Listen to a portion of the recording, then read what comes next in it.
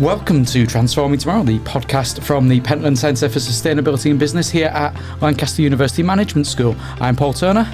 And I'm Professor Jan Bebbington. And today, Jan, we're going to start a new block of podcasts. The next 4 of them are going to be looking at one overarching theme. And what's that going to be? The overarching theme is infrastructures. So if we go back to the Sustainable Development Goals, SDG number 9 is looking at industry, innovation and infrastructures. Basically how we put our world together, how information flows through that world and what impact that has on people. So all of our next 4 podcasts has something to do with that theme.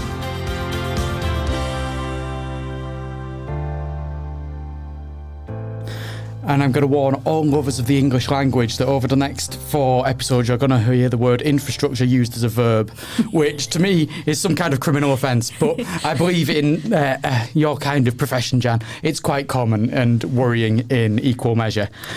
So today we're going to start off by looking at digital inequalities. We're here with Professor Katy Mason, and Katy is Professor of Markets, Marketing and Management here at Lancaster University Management School. Between 2020 and this year, she was the school's Associate Dean for Research, setting our research agenda and firmly embedding sustainability as one of the 3 pillars of expertise upon which our reputation has been built over the past few decades. And from 2020 to 2022, Katy was part of the Mobile Access North Yorkshire Many project, and before that she was involved with 5GRIT. That's 5G Rural Integrated Testbed, because we all know we love an acronym when it comes to management and especially management schools. And both of those projects were designed to bring connectivity to more isolated communities in the north of England, specifically North Yorkshire and Cumbria. Welcome, Katy. Hello. Can you start off really by outlining for us a little bit about what the Many project, the 5G projects were, what they did, what their aims were? Yeah, so we've been thinking about how we connect communities into communication systems. And the challenge comes where the balance sheet doesn't add up for people, usually in very rural areas. So if you think about how we get most of the services that we have, right from water to roads to digital services, they tend to be socio-material things. So tarmac that we then drive our cars on. So it's us and the way we live our lives driving across very material, concrete, tarmac things. And I think what that is interesting about that is where there is a lot of people, a very dense population, so in cities and in larger towns, it makes sense to invest in those types of services. And generally, either the government is providing them as they do with the road system, or private companies can make enough money from selling services, so digital services, Wi-Fi services, that they actually can make a profit from it. What happens in very rural communities is the cost of putting this infrastructure in place rises because you have to get through very disparate landscapes. So the distance is big, so that costs more. And then you've got all the sorts of material challenges of nature. So trees are really naughty. They have leaves in the summer. So you can put in infrastructures and then suddenly they can block digital systems. We have this thing called weather, which is really inconvenient because it can disrupt digital systems. And so when you're asking companies to invest in that sort of infrastructure and they're not certain they can make a profit from it, it becomes very difficult to ensure that some communities in very rural areas are included in our economy. And of course, our economy has transformed so much over recent years that it's almost impossible to not be part of the digital economy. So we buy things from Amazon, we buy even our shopping online, and that was so crucial in the pandemic. And in fact, some of the work we were doing with these rural communities actually happened in the pandemic. So we were trying to understand people's experiences of living without digital services and the opportunities that might be open to them should digital services come online, and to try and see how we could make this a viable, doable opportunity for them. I think the real challenge we've had in very rural communities has been that we've had this notion of hollowing out because they don't have access to these services, because people, young people especially, want enriched lives where they're part of the digital world. They've been moving out of villages, they've been moving out of the countryside, and that means existing businesses are struggling to find the next generation, if you like, of people that are going to work there. And our young people are feeling distanced from their homes and their homelands, and they're also feeling that they have to be in the cities, which is sometimes an exciting move, but quite often as they grow up, they want to return to their home landscape, if you like, to bring up their children in the way that they were brought up. And those decisions become really, really difficult without those digital services. What I really like about the description that you've made, Katy, is that tying together of more than just infrastructure, SDG number 9, but also the other ones that go with it. So SDG number 11 looks at sustainable cities and communities, and so that sustainability of areas and difficult to reach areas in some ways comes into play. But also it comes across to SDG number 8 in terms of decent work and economic growth, so that decent work can be spread across all geographies. And then the final SDG that it really speaks to, which is a really important one, is reduce inequalities. So I think in that explanation of these projects, you've got all of these SDGs tied together in a really important knot, that actually delivering all of those together is important. And I think as well, I'm from Cumbria. I'm not from one of the isolated rural parts of Cumbria, which, despite what popular conception might have, we're not all in these little valleys living in small shepherd's huts. When you've worked with the people in Cumbria, Kate, when you've worked with the people in North Yorkshire, was it obvious how important to them it was that they felt they were getting a fair crack of the whip when it came to things such as digital equality? That is a really important question. And I think when we started to talk with these communities, there was a general feeling that a community is almost like a homogenous group of people of one mind, and actually we discovered very quickly that that's just not the case. So even though these communities are very small, people have become part of those communities in different ways over time for very different reasons. And so we had some people who had farmed the land for many years, it had been passed down generation to generation. And so for them, with the demands from the government on how they manage cattle, how they report disease, how they keep cattle passports, for example, being part of the digital world was absolutely critical for them. And they were very keen to be part of it. Quite often, it's a family business, so there's children involved and grandchildren involved, and they're trying to have a good education, and the schools demand that they have digital connectivity. And in lockdown, we had stories of our families piling 4 children into a car, driving up to a hill, sitting with one laptop and sharing it across the children while they tried to download the schoolwork for the next day and then go home and then start off on that work. So there's very significant challenges. Other people had moved to these very rural areas because they wanted to be disconnected. So not everybody wants digital services in the same way. The notion of living off-grid, being in the countryside, having a different way of life and opting out from some of the things that we get pulled into as a way of life in cities and in towns.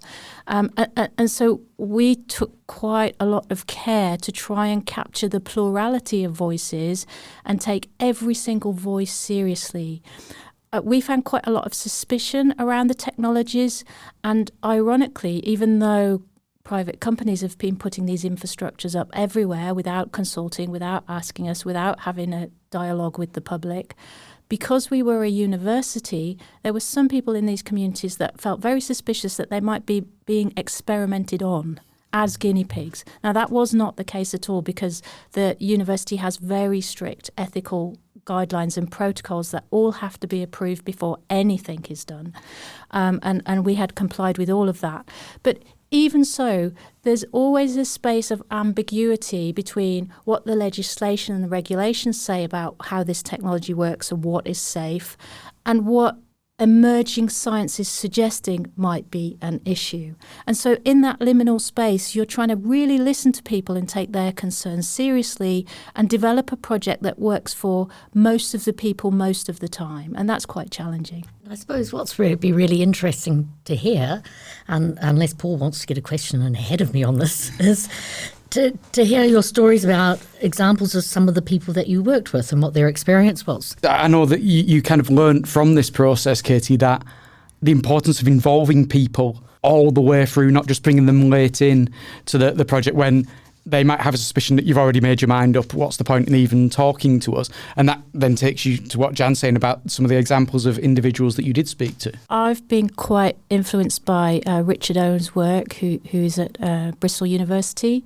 And he did some work some years ago now on what he calls responsible research and innovation.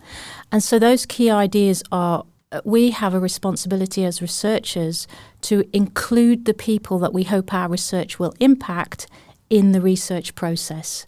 And so one of the things I work really hard with the Many team to do is to try and install the principles of responsible research and innovation into our practices and into every part of our conversation. I think it's really easy to create a them and us feeling, like these people are against 5G and 5G technologies, so that's fifth generation technologies. I don't think that opposition is helpful to anybody. Asking why do they feel uncomfortable with this? What is behind their concerns?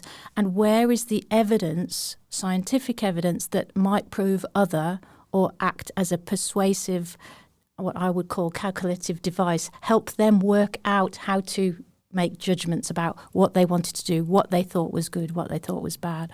Part of the challenge around the plurality of voices is that not everybody will be happy with everything that you do all of the time. And as researchers, we're not used to making judgment decisions. We're used to thinking of ourselves as observers. And in these types of projects, you're actually there intervening and shaping the future in real time. So you can't step back from that responsibility.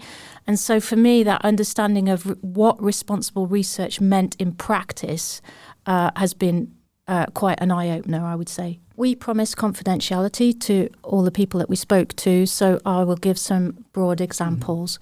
But one example was somebody who was part of a community who cared about the community deeply. They had this culture of shooting weekends. So it's clay pigeon shooting. And so the community would gather at the weekend. They would walk through the woods to various points. Somebody shouts, pull, and then this machine is pulled. A clay disc is released into the air, and people shoot at the disc.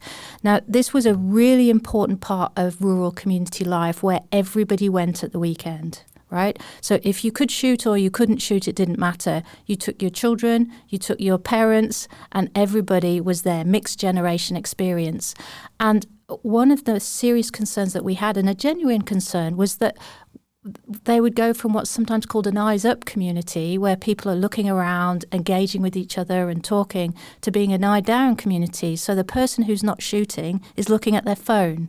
And so the concern was, if connectivity is everywhere, are we killing this part of a critical part of our culture? And I think that's a really good and serious consideration that we should take into account when we make judgments on this. And therefore, the question is okay, can we have different sort of conversation that says, if this is part of our culture, how do we make sure that digitality is kept out of certain places and spaces? And what are the cultural norms that need to be developed? And how do we support people in making those judgments and having a public discourse about that?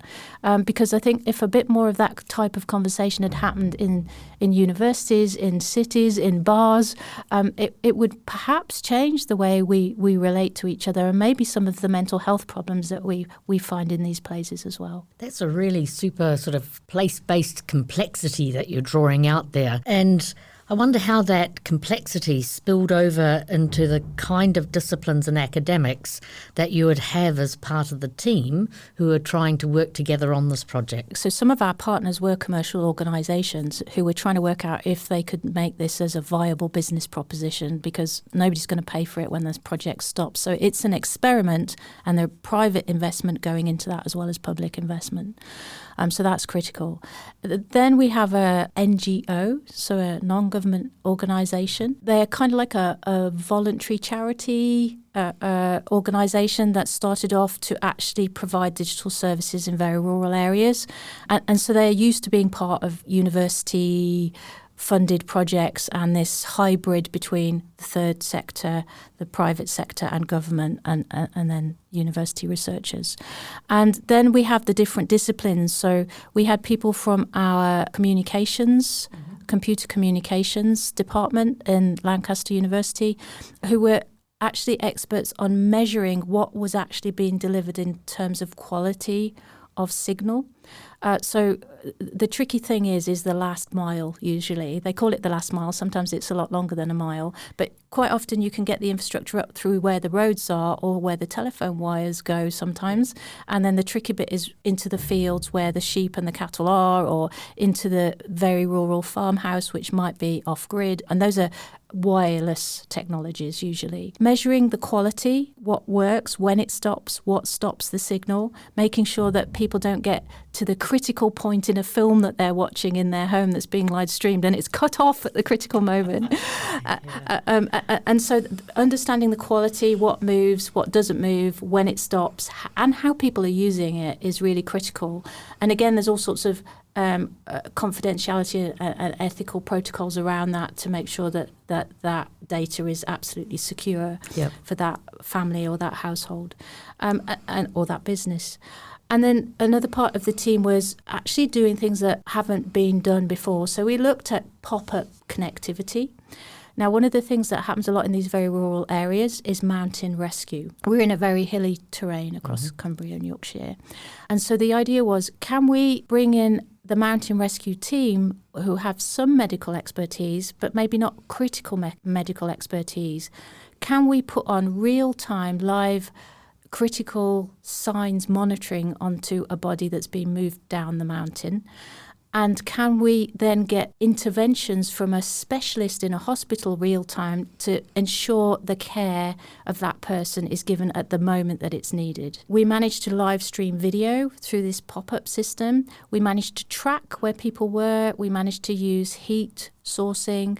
We also managed to put trackers on dogs, so dogs could go out and search for people. And we did some experimentation with bringing people down the mountain very quickly. So what they have to do now is usually people get stuck when the weather goes very bad. Yeah. And so what the rescuers have to do is stop about every 10 minutes and check heartbeat, breathing, pulse, all those sorts of things, temperature. And actually, if they've got that on a digital sign in front of them that can send an alarm to their ear, they can keep walking and get down much, much faster than they would if they had to stop every 10 minutes. Yeah. The other extreme might be a much more commercial thing. And we worked with an organisation that has Magical Garden. And the Magical Garden has lots of visitors each year that come from far and wide. They also they're a critical part of the community, so they have, if you like, a special prize for local people wanting to repeatedly visit the gardens. Yep. And so how do you keep that, if you like, static experience exciting and dynamic and worth visiting again and again? And so one of the things we did is work with a specialist app company, and they again use this notion of the eyes up apps that help people have a very dynamic experience while walking around this place. So they developed these little visual pocket dragons, they were, and witches' hats. And so you could look at the app, you could do a treasure hunt, which could be different every time you did it because the architecture could be changed because it's digital, not physical. And then when you found the treasure in the garden, your dragon flew onto your head, and you could put a selfie with the dragon on your head and see that on the phone. So it became this augmented reality experience, and the children absolutely loved that. But what really surprised us is some people who feel isolated in communities tended to go to the garden for a cup of tea. And they really got into the digital app and the experience of it and felt very enlivened by their interaction with the app and their experience in the garden. And they also had something to talk about in the cafe with strangers who'd had a similar experience in the garden. So actually it worked across the generations in a way that we hadn't anticipated. And they're amazing examples and really sort of exciting ones as well. And it's the first time that I've heard that phrase, eyes up apps, because I see all of mine, I realise, are eyes down, and I just try not to look at them. You were never a fan of Pokemon Go, were you, Jen? You were never going around trying to catch them all. I think I might be a wrong generation for this. I've seen people far, far older than you going around holding up their phones trying to catch a Pokemon at various different places. Well, I'm always open to new experiences. So I wonder, there was a really powerful stories of a place and individuals' experiences of the work. What's behind these ideas, and how do these ideas travel and apply more widely? And here I am going to send Paul into a wee bit of a tizzy again. Don't do it. Don't use the word. And use the word infrastructure as a verb. So I'd like to hear more about that. So I guess the notion of infrastructure is familiar to us as, if you like, lay people. We talk about roads as infrastructure and trains as infrastructure. I think from a markets perspective, so that's my disciplinary home, if you like, sort of a sociology of markets. How do markets work and how do people interact?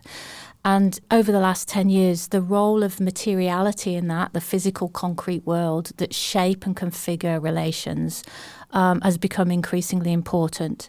What do I mean by that? So if you go shopping in the supermarket, you don't have to think. The store takes you around in a very physical way, right? You know where to park your car. You know how much shopping you're going to buy, dictated by the size of the trolley. So that's what I would call a calculative device. It's helping you work out how much you're going to buy. And you make that judgment when you pick up a basket or pick up a big trolley or pick up a small trolley at the door. And then you follow it around in an order. Yeah.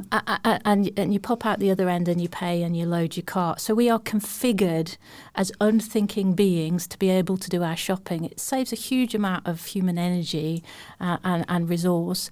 And so trying to think about, there isn't society and markets. We are a marketized society.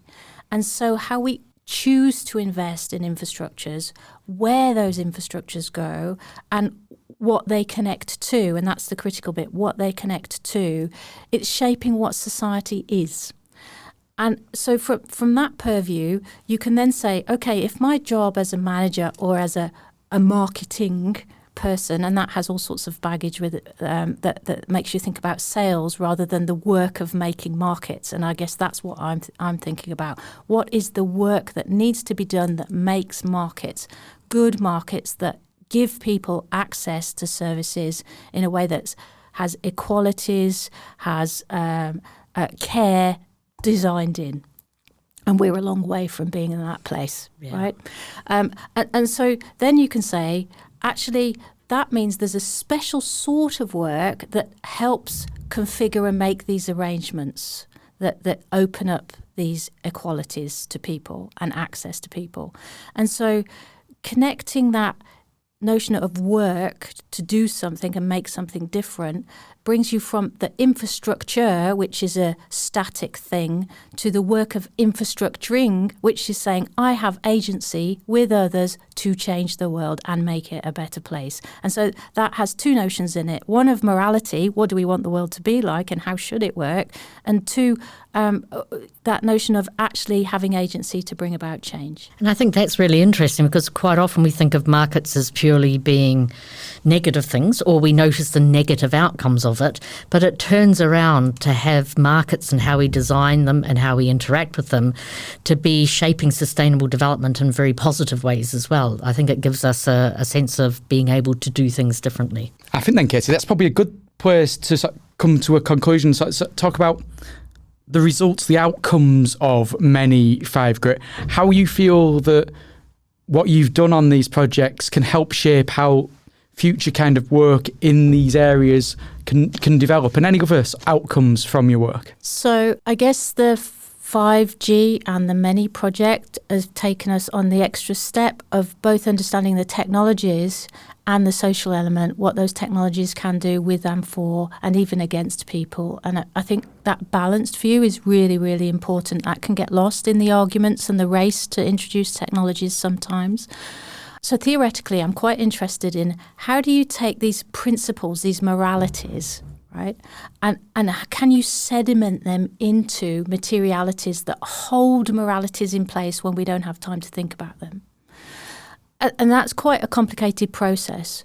And that happens at the point where we decide that digital access is a right for everyone and could be a means of solving other types of moral problems that we have. So one of the challenges might be that people with disabilities can now work in different ways because they can work from home, because they can have additional support, because the affordances of technology allow you to put text bigger, make screens brighter, put audio into your ears instead of having to see things, all those things good things that technologies can help us with. The notion of infrastructuring and seeing markets not just as social spaces where people connect and use materials, so they use the infrastructure and materialities such as money to pay for things and buy things. But they're also actually understood as knowledge objects. It holds a whole sense of knowing how to act within the infrastructure. It says, if you need water, you can come here and access it, and these are conditions on which you access it, i.e. it costs £1 for a bottle of water. And then we can introduce into that knowledge object other forms of what I would call theoretically calculative devices, right? So how do we know that we should buy that water in a plastic bottle or that water in a glass bottle? And again, part of that infrastructuring of the market is to make sure those devices are in place to help us make good, sound, planetary decisions, right? How are we using our resources? Are they available to everybody? Are we damaging countries, communities, nature, forests, the water, the sea, when we're making these decisions? And at the moment, most of that is hidden out of sight. And that's part of the way that infrastructures work. They become mundane, they sink down and they disappear. And so unless we have these devices that make the damage we're doing visible, we as consumers can't act. Companies are not held to account. Business and market systems, our economy, cannot alter. It becomes stuck in a normalised way of being because it doesn't know how to be other. And I think theoretically those ideas are very powerful, and they come with some of the theoretical developments that we're doing around market infrastructuring.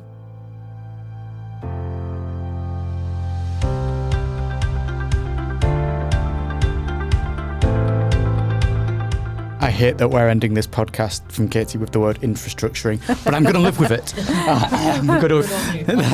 I'm pleased we persuaded you at the end of the day, and maybe for some of our listeners have persuaded them to use infrastructure as a verb. Thank you very much, Katy. That's been a really fascinating talk there about lots of issues around digital inequality, lots of things that I'd never considered. Most importantly, that leaves are really, really awkward. I like the idea of naughty trees.